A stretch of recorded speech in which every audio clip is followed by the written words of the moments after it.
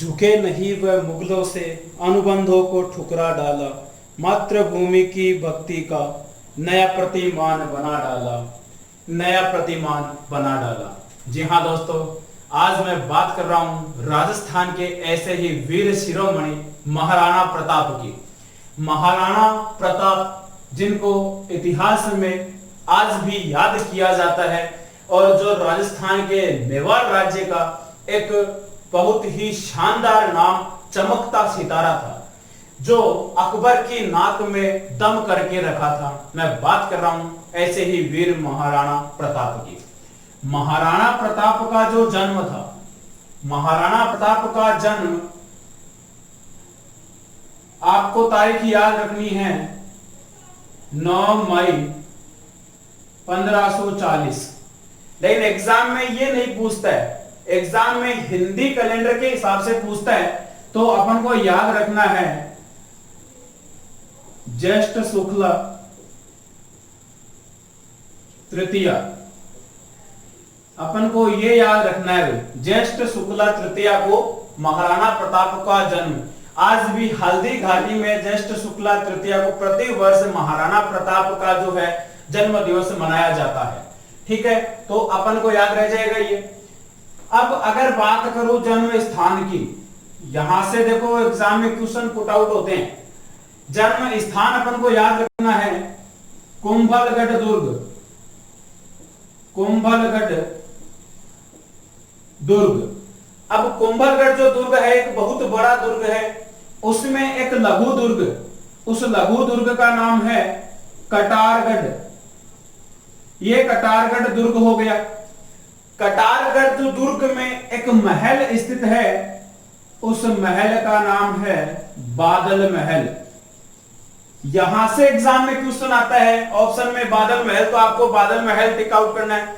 अगर यहां पे थोड़ा सा और डीप जाए, बादल महल में एक जगह है, छोटी जगह, तो कमरा बोल दो, एक छोटी सी जगह बनी हुई है, उसका नाम है जूना कचहरी।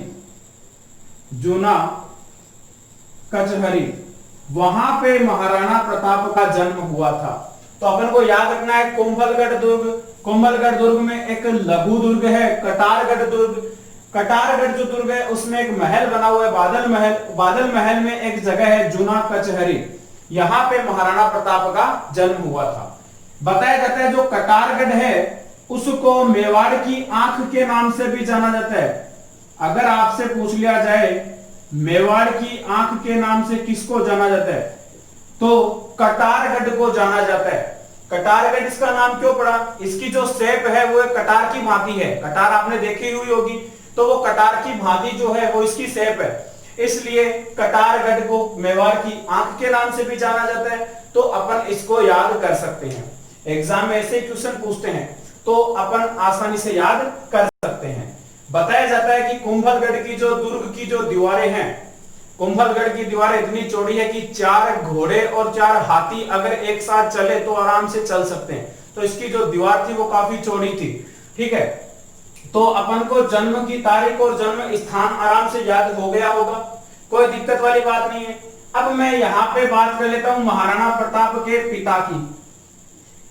कौन नहीं जानता महाराणा प्रताप के पिता को? सब जानते हैं भाई, महाराणा उदय सिंह जी। ये महाराणा प्रताप के क्या थे? पिता थे। अगर मैं बात करूं महाराणा प्रताप की माताजी का नाम, तो अपन को याद रखना है जयवंता बाई।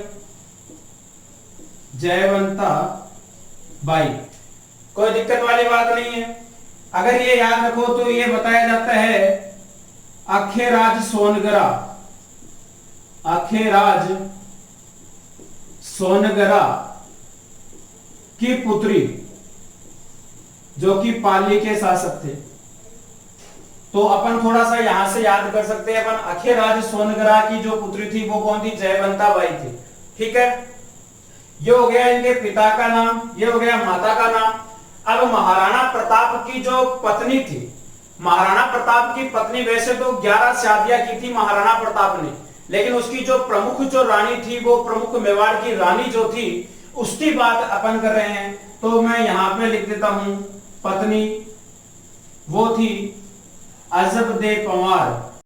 अजबदे पंवार, ये थी राम रखा पंवार की पुत्री।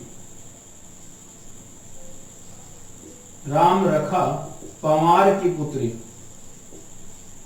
राम रखा पंवार की पुत्री। आराम से याद होने वाली बात है, कोई दिक्कत थोड़ी है। यहां तक पत्नी हो गई अजबदे पंवार, यही उनकी सुख दुख की संगिनी थी, तो इसका ही नाम अपन को याद रखना है, अजबदे पंवार। ठीक है। अब महाराणा प्रताप के बचपन का अगर नाम अपन देखें तो बचपन का जो नाम था वो एक बार एग्जाम में आया था, वो था कीका, या इसको कीकू भी कह सकते हैं। ये भी कई बार लिखा हुआ मिलता है, कीका या कीकू। देखो ये एक जो मेवाड़ में जो छोटे बच्चे थे उसका शब्द सूचक था, या यूं कहा जाता है कि मेवाड़ जो था वो पहाड़ी इलाका था, तो पहाड़ी इलाकों में जो खेलने वाले बच्चे, पहाड़ों में जो खेलने वाले और युद्ध अभ्यास करने वाले जो बच्चे, उनका नाम कीका हुआ करता। तो उसका एक शब्द सूचक अपन को याद रखना है। महाराणा प्रताप के बचपन का नाम क्या था? कीका था। अब यहाँ पे अपन बात करते हैं महाराणा उदय सिंह की। उनकी जो पत्नी थी अपन को पता है, महाराणा उदय सिंह की पत्नी कौन हो गई? जयवंता बाई हो गई। ठीक है। अब उनकी एक पत्नी का मैं यहां पे जिक्र और कर रहा हूं। उदय सिंह जी की एक पत्नी का मैं यहां पे और जिक्र कर रहा हूं, वो है धीरबाई, धीरबाई भटियाणी। ये इनकी दूसरी पत्नी थी। उदय सिंह जी को ये पत्नी बहुत ही प्रिय थी, और इन जो धीरबाई भटियाणी से जो पुत्र हुआ था, धीरबाई भटियाणी से जो पुत्र हुआ था उसका नाम था जगमाल। अब सीधी सी बात है, उदय सिंह जी को ये धीरबाई भटियाणी अति प्रिय थी, तो उनका बच्चा जो था जगमाल वो भी प्रिय होना था।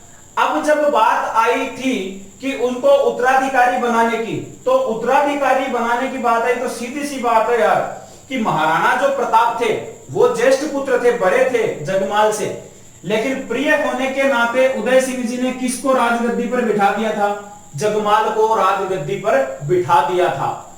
ये सारा सिस्टम चल रहा था, आराम से सारा सिस्टम सेट हो गया था। लेकिन उदय सिंह जी की जो मृत्यु 28 फरवरी 1572 को, 28 फरवरी 1572 को उदय सिंह जी की क्या हो जाती है? मृत्यु हो जाती है। और राजगद्दी पर कौन बैठा है? उत्तराधिकारी जगमाल बैठा है। लेकिन ये बात वहां के जो राजपूत शासक थे, बाकी के जो मेवाड़ और मारवाड़ के जो शासक थे, उनको ये बात सेट नहीं हुई कि यार जगमाल राजगद्दी पर बैठा है, ज्येष्ठ जो पुत्र है वो ऐसे ही है। तो वहां पर कहा जाता है कि फरवरी के बाद में मार्च 1572 को महाराणा प्रताप का गोगुंदा में, महाराणा प्रताप का गोगुंदा में राज्याभिषेक कर दिया जाता है। गोगुंदा में राज्याभिषेक कर दिया जाता है। तलवार बंधाई की रस्म होती है कि जो वहां का जो शासक बनेगा उसके तलवार बंधाई जाती है, कमर पे तलवार बांधी जाती है। ये तलवार बंधाई का काम किया किसने? यहां से इंपॉर्टेंट है, ये किया था कृष्णदास चुंडावत ने। ये आप लोगों को याद रखना है, कृष्णदास जो चुंडावत है, उन्होंने महाराणा प्रताप का पहली बार राज्याभिषेक किया था। प्रथम राज्याभिषेक महाराणा प्रताप का कहां हुआ था? गोगुंदा में 1572 में हुआ था। तलवार बंधाई की जो रस्म है वो किसने की थी? वो की थी कृष्णदास चुंडावत ने। तो अब पहला हो गया। अब ये बात थी, अब वहां पे जब इनका जो जन्म था वो आपको पता है कुंभलगढ़ दुर्ग में था। अब कुंभलगढ़ दुर्ग में वहां पे जब गए तो जगमाल राजगद्दी पर बैठा था, तो वहां से बताया जाता है कि जो राजपूत शासक थे, महाराणा प्रताप के जो साथी थे, सहयोगी थे, उन्होंने जगमाल को वहां से राज सिंहासन से हटा दिया। और राज सिंहासन से जब हटा दिया गया तो जगमाल नाराज होकर कहां चला गया? उस समय तो एक ही था भाई, ये लो अकबर। अब कोई भी नाराज हो तो जरा अकबर का नहीं जातो। अब वो देखियो कि भैया आपने तो लास्ट किलो अकबर है, अकबर गंज चलो, अकबर यहाँ ने बचा सी। तो अकबर के पास जब गए तो अब इस बात का महाराणा प्रताप को पता चला कि यार ये तो अपना विरोधी हो गया है, हो सकता है अपने को नुकसान कर सकता है। तो वहां से महाराणा प्रताप ने क्या किया, अपनी सेना का गठन शुरू कर दिया, संगठन शुरू कर दिया। वहां से क्लियर हो गया था कि युद्ध होना तय है, ठीक है, क्योंकि वो जो उसका भाई था, एक जगमाल भाई है, वो उसका विरोधी हो गया था। अब वहां से जो है बताया जाता है कि दूसरा जो राज्याभिषेक है, विधिवत राज्याभिषेक। अगर आपसे एग्जाम में पूछ लिया जाए कि विधिवत राज्याभिषेक कब हुआ, कहां हुआ, हुआ तो 1572 में था, सन अपन को याद रखनी है, हुआ कहां वो इंपॉर्टेंट है। तो वो हुआ था कुंभलगढ़ दुर्ग में। कहां पे? कुंभलगढ़ दुर्ग में ही उनका विधिवत राज्याभिषेक हुआ था। और बताया जाता है कि कुंभलगढ़ जो दुर्ग है वो महाराणा कुंभा द्वारा निर्मित है। किसके द्वारा? महाराणा कुंभा द्वारा निर्मित है। अब यहां से आप लोगों से अगर क्वेश्चन पूछ लिया जाए कि ये जो कुंभलगढ़ दुर्ग है वो कौन सी पहाड़ी पर स्थित है, क्वेश्चन एग्जाम में आया हुआ है, कुंभलगढ़ जो दुर्ग है वो जरगा पहाड़ी पर स्थित है, जरगा पहाड़ी पर स्थित है।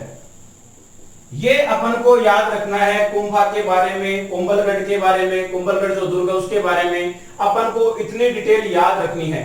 यहां तक आप लोगों को कोई दिक्कत आ रही है, कोई भी समस्या है तो आप लोग मेरे से पूछ सकते हो, कमेंट बॉक्स में डाल सकते हो। आप लोगों को अगर ये समझ में आ गया है तो अपन आगे चलते हैं फटाफट। आप इसको लिख लो, पेन कॉपी लेके साथ बैठे होंगे, या फिर आप स्क्रीनशॉट भी इसका ले सकते हो, ठीक है। मैं यहां से इसको हटा देता हूं। अब देखो 1572 में राज्याभिषेक हो गया। अब सीधी सी बात है कि जब महाराणा प्रताप मेवाड़ के शासक बने तो अकबर जो था संपूर्ण भारत को एक करना चाहता था, अपने अधीन करना चाहता था। और अधिकांश जो राजपूत थे उस समय अकबर की अधीनता स्वीकार कर चुके थे। तो वो अकबर ये चाहता था कि मैं मेवाड़ का ये जो छोटा सा राज्य है, एकदम छोटा सा राज्य है, उसको भी मैं अपने अधीन कर लूं। तो महाराणा प्रताप को अकबर ने बुलाया कि आजा अपन मीटिंग करते हैं और सारा सिस्टम वहां पे सेट कर लेंगे, तो हमारी अधीनता स्वीकार कर ले वरना मारा जाएगा। ये बात अकबर ने महाराणा प्रताप को कही। तो महाराणा प्रताप को वो बात पसंद नहीं है। महाराणा प्रताप ने कहा कि अब तो तू मेवाड़ लेना ही जाने। मेवाड़ तो बताया जाता है कि महाराणा प्रताप के रहते वो कभी मेवाड़ की तरफ देखा नहीं, अकबर कभी भी महाराणा प्रताप से लड़ने नहीं आया था। अब बात करते हैं अपन 1572 में। देखो 1572 ही चल रहा था। प्रताप जो था वो नए नए वहां पे राजगद्दी संभाली थी, उनके पास सैन्य शक्ति भी नहीं थी, और वहां पे जो अकबर था बहुत ही शक्तिशाली शासक था। अब महाराणा प्रताप को मनाने के लिए 4 व्यक्तियों का शिष्टमंडल भेजा कि जाओ और महाराणा प्रताप को मना के लेके आओ। 4 व्यक्तियों का शिष्टमंडल भेजा। एग्जाम में क्वेश्चन सीधा सीधा पहले आता था कि कितने व्यक्तियों का भेजा, 4 व्यक्तियों का। अब एग्जाम में क्वेश्चन वो नहीं पूछता है, क्वेश्चन डीप क्वेश्चन स्टार्ट हो गए एग्जाम में पूछे जाने। तो डीप क्वेश्चन क्या बनते हैं कि उन 4 व्यक्तियों के नाम क्या है। पहला क्वेश्चन तो यही हो गया।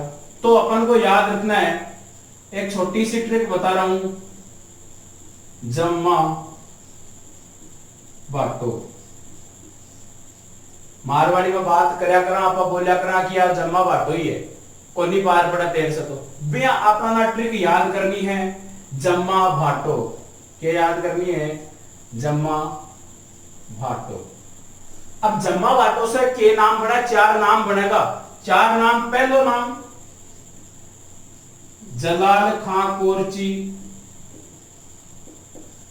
जलाल खां कोरची। दूसरा है मिर्जा राजा मान सिंह, आमेर का शासक, आमेर का कुंवर। फिर है भगवंत दास, भगवंत दास ये है मान सिंह जी के पिता। ये लो भाई, पापा बेटा हो गया, ये मान सिंह का पापा, ठीक है। लास्ट में आपने है टोडरमल, टोडरमल जी हो गया। ए मान सिंह और टोडरमल जो थे अकबर का नौरत्न को नाम सुना उसी थे, पर नौरत्न में से एक दो प्रमुख हा मान सिंह और टोडरमल। ये अपन को इतना तो याद हो जाएगा कि सर गुरुजी एक तो आपने याद होगा थे, और बात इंपॉर्टेंट बताओ, चार व्यक्ति तो मैं बहुत बढ़िया तरीका से याद कर लेऊंगा। अब इंपॉर्टेंट क्वेश्चन क्या बनता है, नाम याद करना तो ठीक हो गया होगा आपको, यहां से पूछते हैं कि कब कब गए थे। एक गए 1572 में, और बाकी काम अपना जोर को नहीं आया बिल्कुल भी 1573 और ये भी 1573। कोई दिक्कत वाली बात थोड़ी है, कोई दिक्कत नहीं है। क्वेश्चन अगर पूछ लिया जाए कि 1573 में कितने व्यक्तियों का शिष्टमंडल गया था, अब एग्जाम के प्रेशर से आप 4 करे क्योंकि आपका तो शिष्टमंडल 4 ही पढ़ रहा क्या, तो 1573 में आप लिख दिया 4 ना, 1573 में तो 3 ही गए थे भाई, एक तो कब गया था 1572 में गया था, याद रह जाएगा। हाँ, यहां से पूछ ले कि पहला शिष्टमंडल का व्यक्ति कब गया था, तो 1572 में गया था। अंतिम कब गया था, 1573 में गया था, कोई दिक्कत वाली बात नहीं है। अब यहां से अपन को याद रखना है कि अब महीना भी कई बार एग्जाम में ड्यूट क्वेश्चन ये हो जाता है कि 1573 में कौन से मंथ में गए थे, तो ये लो जून, सितंबर और दिसंबर, कोई दिक्कत वाली बात थोड़ी, आराम से क्लियर है। और इसका भी ये दिसंबर, बोलो जी कोई दिक्कत वाली बात है क्या, आराम से क्लियर हो रहे हैं। जलाल खां कोरची, मतलब आपने ट्रिक याद कर लो, जम्मा बांटो, 4 व्यक्तियों ने मना पर भेजा, चारों ही बांटा, 84 गुरमान महाराणा प्रताप। हेलो, महाराणा प्रताप ने बोला कि थे बांटा हो को नहीं मानू था से, अकबर ने भेजो जल्दी पार पड़ ली। अब बताया जाता है कि अकबर महाराणा प्रताप से लड़ने कभी नहीं आया, ठीक है, क्योंकि अकबर का एक गुरु था जो वो क्या है कि भविष्य देखता था, उसने एक साफ बात बोली कि तू तब तक जिंदा है जब तक महाराणा प्रताप के सामने नहीं जाता, जिस दिन महाराणा प्रताप के सामने तू चला गया उस दिन तेरी मतलब मौत हो जाएगी। तो उस डर से कभी भी बताया जाता महाराणा प्रताप के सामने अकबर नहीं आया, ठीक है। तो ये जो शिष्टमंडल ये सारे फेल हो गए, इनसे महाराणा प्रताप कभी नहीं माने। अब मान सिंह का जब मनाने गए तो अपमान किया गया था, मान सिंह ने कहा ये बात कि मेरा अपमान हुआ कुछ नहीं था, महाराणा प्रताप ने साफ साफ मना कर दिया, खाना पीना खिलाया था। महाराणा प्रताप खाना खाने नहीं बैठे थे, महाराणा प्रताप का जो पुत्र था अमर सिंह, महाराणा प्रताप का पुत्र था अमर सिंह, ये खाना खाने बैठा था, क्योंकि कुंवर था, ये भी कुंवर था, ये भी कुंवर था, क्योंकि ये तो महाराणा थे।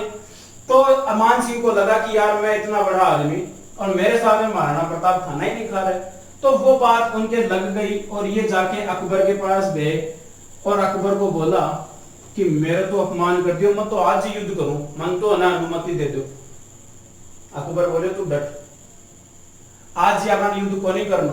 फिर 2-3 जन और भेजा, पापा ने भेजो, मान सिंह का पापा भगवान दास आने भेज कर देख लियो को नहीं माने, टोडरमल ने भेज कर देख लियो को नहीं माने। अब ये सारा शिष्टमंडल तो हो गया फेल। बताया था 1574 में भी कोई गतिविधि नहीं हुई, 1575 में भी कोई गतिविधि नहीं हुई।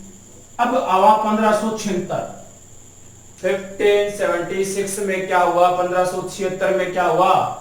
अब 1576 का ही इंपॉर्टेंट रोल है हल्दी घाटी का युद्ध। हल्दी घाटी का युद्ध में आप लोगों को बताते हूँ, ये पहले आप लोग उतार लो भाई, या आप लोगों ने उतार लिया। क्वेश्चन यहीं से बनने एग्जाम में, इंपॉर्टेंट क्वेश्चन ही बनने यहाँ से, ठीक है। मैं इसको हटा देता हूं। अब अपन बात करते हैं हल्दी घाटी के युद्ध की। हल्दी घाटी का युद्ध, ये लो भाई हल्दी घाटी का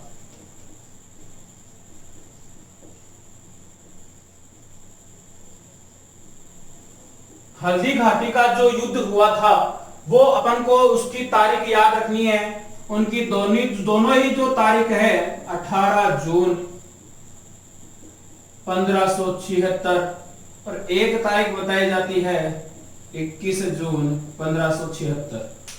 दोनों ही तारीख इतिहास में सही मानी जाती है, दोनों ही तारीख आपको याद रखनी है। हाँ, 21 वाली अपन को याद इसलिए रखनी है, अगर एग्जाम में पूछ लिया जाए कि गोपीनाथ शर्मा जो इतिहासकार है, गोपीनाथ शर्मा, उन्होंने कहा कि 21 जून को हुआ, और बाकी सभी जो इतिहासकार है उनके अनुसार 18 जून 1576 को हल्दी घाटी का युद्ध हुआ। तो अपन को दोनों ही तारीख याद रखने, दोनों ही सही है, ठीक है, कोई दिक्कत वाली बात नहीं है। हल्दी घाटी का जो युद्ध हुआ था वो खमनोर जो तहसील है, खमनोर तहसील, राजसमंद जिला, राजसमंद जिला है, वहां पे एक जगह है हल्दी घाटी। अब हल्दी घाटी इसका नाम क्यों पड़ा? क्योंकि ये जो है एक पहाड़ी इलाका है और बताया जाता है वहां पर जो मिट्टी का जो रंग है वो पीला है, हल्दी के जैसे दिखता है, इसलिए उस जगह का नाम क्या रखा गया? हल्दी घाटी रखा गया था। उस जगह पर यह युद्ध हुआ था। एक क्वेश्चन इंपॉर्टेंट बनता है, इतनी बातें सब बता देंगे, ये इंपॉर्टेंट क्वेश्चन बनता है कि हल्दी घाटी का जो युद्ध हुआ, या युद्ध कहते हैं कि हल्दी घाटी जो जगह स्थित थी, खमनोर जो जगह स्थित थी, वो कौन सी नदी के किनारे पर स्थित थी? वो थी बनास नदी के तट पर। किसके तट पर थी? बनास नदी के तट पर स्थित थी। ये अपन को याद रखना है, ठीक है, आराम से याद रख लेंगे। हल्दी घाटी का जो युद्ध था वो बनास नदी के किनारे पर हुआ था, कोई दिक्कत वाली बात नहीं है। अब देखो क्या है कि जैसे आपका राजस्थान में ये जो मेवाड़ का हिस्सा है, राजस्थान की अगर बात करें, राजस्थान में मेवाड़ का ये जो हिस्सा है, यहां पर क्या है कि यहां से कुंभलगढ़ दुर्ग से गोगुंदा, कुंभलगढ़ दुर्ग से गोगुंदा, और राजस्थान का जो हिस्सा है इसके बाहर जो फतेहपुर सीकरी, फतेहपुर सीकरी, यहां पर ये अकबर की राजधानी थी। ये यूपी उत्तर प्रदेश में अकबर की राजधानी उस समय हुआ करती थी। अब अकबर ने क्या कहा कि यहां से युद्ध की शुरुआत की। अब मान सिंह को अपमानित था तो अकबर ने युद्ध नीति लगाई कि मान सिंह भी एक राजपूत है और राजपूत को राजपूत से लड़ा दिया जाए, ठीक है। और जो मान सिंह का अपमान हुआ था वो मान सिंह बदला लेने के बदले वो क्या किया, आक्रोश में आके उस पर हमला भी कर देगा, ठीक है। तो ये युद्ध की नीति बनाने के लिए फतेहपुर सीकरी से अकबर रवाना हुआ और राजस्थान में, यहां पे अगर मैं बात करूं राजस्थान में, ये अजमेर, राजस्थान में अजमेर, अजमेर की जो आकृति है वो त्रिभुज की आकृति है। अगर क्वेश्चन आ जाए एग्जाम में, ठीक है, ये जियोग्राफी में पढ़ेंगे। तो अजमेर में आके अकबर ने क्या किया, युद्ध नीति बनाई। क्वेश्चन पूछ लिया जाता है कि अकबर ने अजमेर में कौन सी जगह पे युद्ध नीति बनाई थी, तो उसका जो किला था अकबर का किला, उसको अकबर के किले के नाम से भी जाना था, या मैगजीन,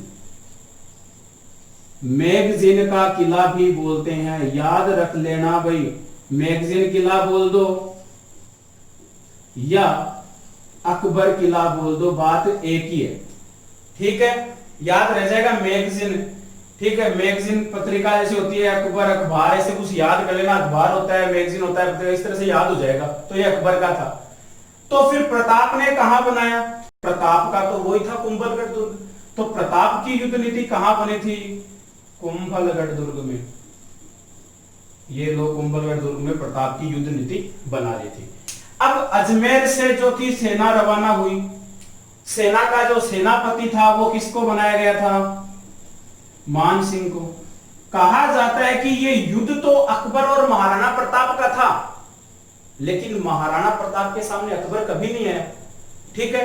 ये युद्ध हुआ अब मान सिंह और अकबर के बीच का, मान सिंह और सॉरी महाराणा प्रताप के बीच का। ये युद्ध किसका हो गया, महाराणा प्रताप और मान सिंह का हो गया। अब अजमेर से मान सिंह निकला और कुंभलगढ़ दुर्ग से कौन निकला, महाराणा प्रताप निकला। मैं इसका थोड़ा डायग्राम वगैरह से आपको समझा देता हूं, यहां से आप लोग इसको लिख लेना। अब आपको मैं अच्छे से डायग्राम से हल्दी घाटी का युद्ध समझाऊंगा, तो आप लोगों को बहुत अच्छे से समझना है, बहुत बढ़िया तरीके से याद करा दूंगा मैं, ठीक है। अब आप लोगों को देखो क्या है कि मैंने बताया कुंभलगढ़ दुर्ग से महाराणा प्रताप निकले, और इधर जो था अजमेर, अजमेर से कौन निकला? मानसिंह निकला। अब मानसिंह जब चला वहां से, तो उसने पहली जो स्टॉपेज दिया, जो डेरा डाला, वो था मांडलगढ़ दुर्ग। ये एग्जाम में क्वेश्चन पूछा हुआ है, मांडलगढ़ दुर्ग। ये मेवाड़ के पूर्वी साइड में एक दुर्ग था, एक जगह थी मांडलगढ़, वहां पे जो मानसिंह था वो रुका था। ठीक है। और इधर से जो महाराणा प्रताप कुंभलगढ़ से निकले थे, वो कहां पे जाके रुके? वो रुके गोगुंदा। ठीक है। यहां से ये दोनों का स्टॉपेज हो गया। बताया जाता है कि जो मानसिंह है वो लगभग यहां पे 21 दिन तक रुके थे।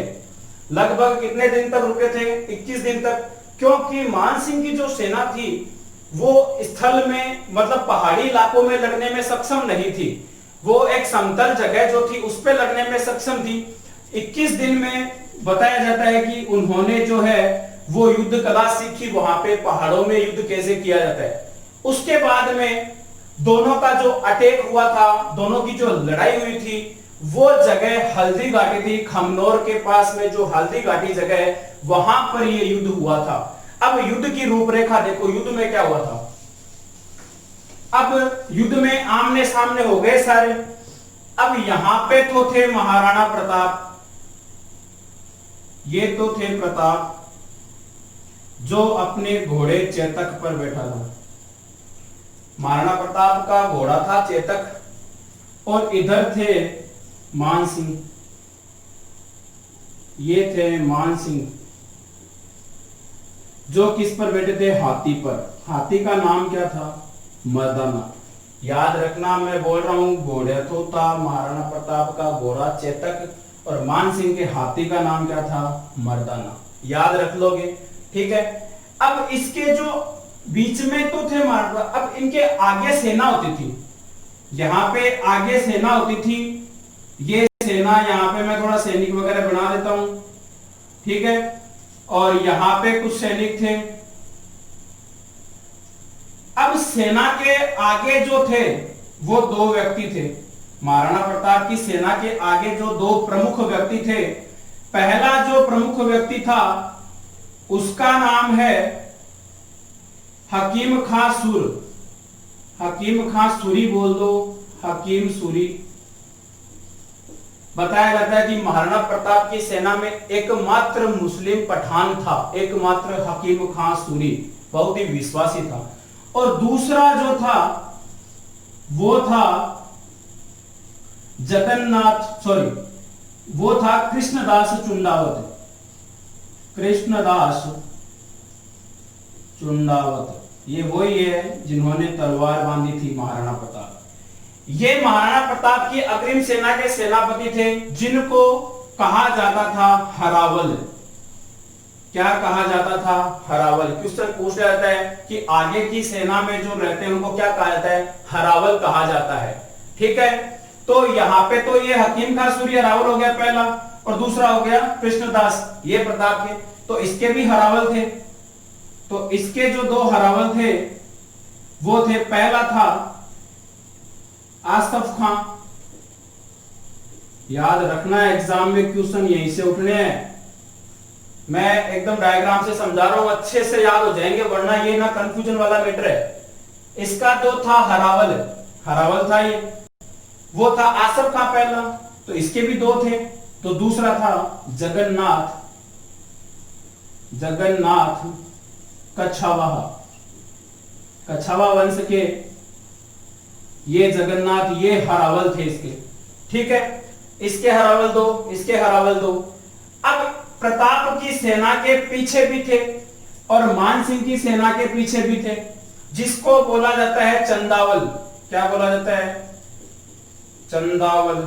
और यहां पर भी इसको क्या बोल देंगे? ये चंदावल। अब चंदावल, जो महाराणा प्रताप का चंदावल जो था ना, वो था पुंजाजी भील। कौन था? पुंजाजी भील जाति का था। ठीक है। और इसका जो था वो था मिहत्तर खां,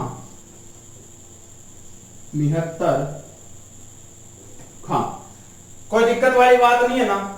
अब देखो यहां से एग्जाम में क्वेश्चन आया हुआ है कि महाराणा प्रताप का जो ये हल्दी घाटी का युद्ध हुआ था, इसमें सबसे ज्यादा सहयोग कौन सी जाति ने दिया था। आरएस के एग्जाम में क्वेश्चन पूछा था, आरएस की एग्जाम जो हुई थी उसमें क्वेश्चन आया था, तो सबसे ज्यादा जो सहयोग मिला था वो भील जाति का मिला था। याद रख लेना, सबसे ज्यादा सहयोग कौन सी जाति का था, भील जाति का मिला था।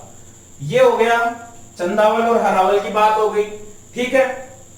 अब महाराणा प्रताप के लेफ्ट साइड में एक और था, उसका नाम था झालाविदा। झालाविदा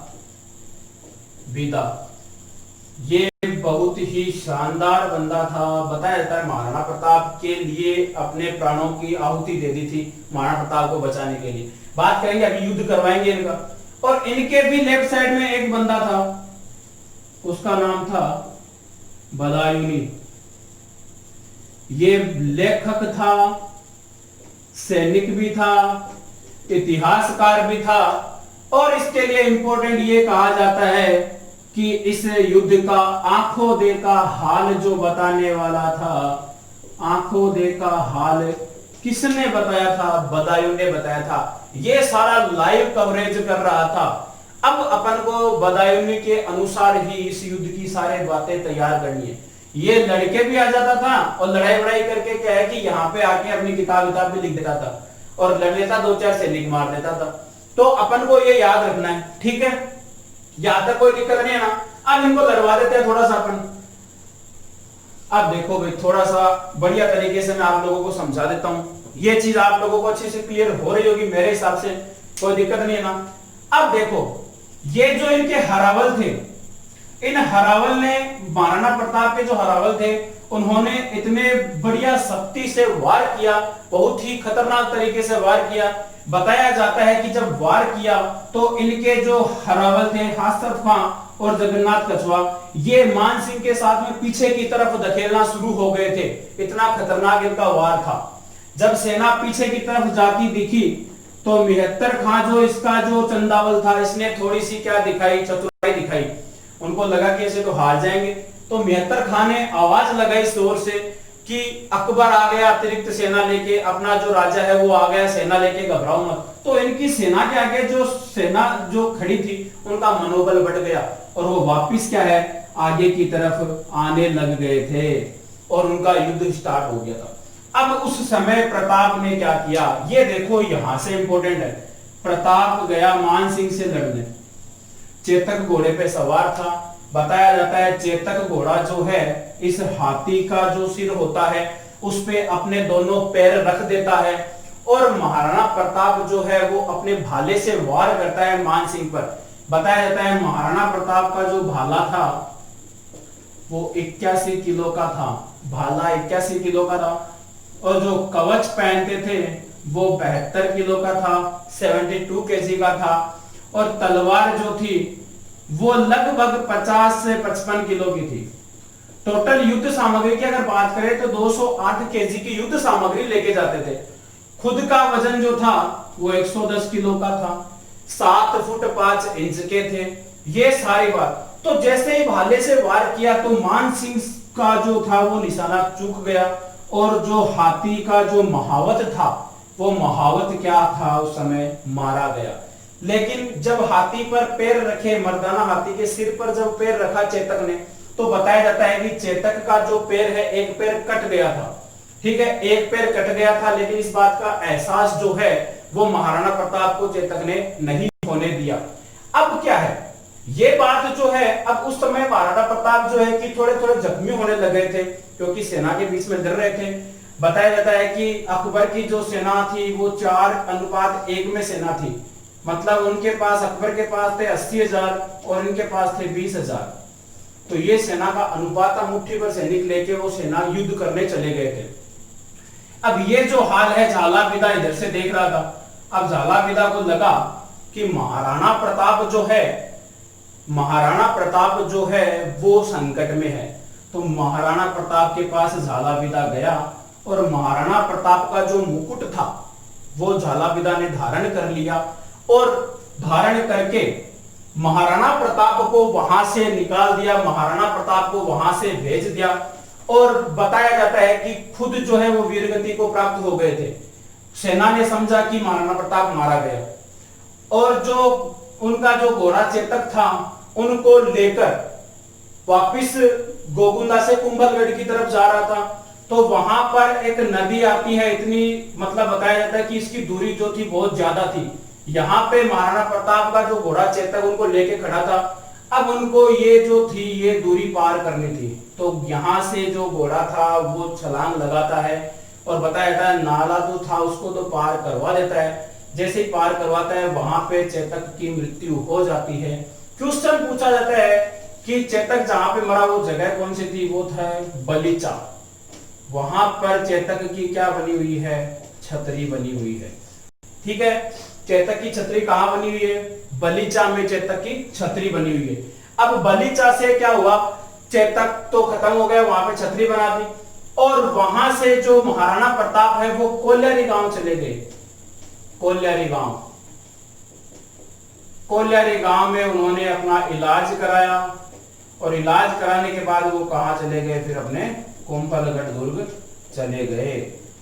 अब पीछे से जो थे वो जो अकबर की जो सेना थी उन्होंने क्या किया, गोगुंदा पर अपना अधिकार जमा लिया। ये आप थोड़ा लिख लेना, मैंने थोड़ा डायग्राम से समझाया, थोड़ा रफ सा हो गया, लेकिन साथ साथ आप अगर समझ रहे हो तो समझ में आ जाएगा अच्छे से। मैं इसको यहां से हटा रहा हूं।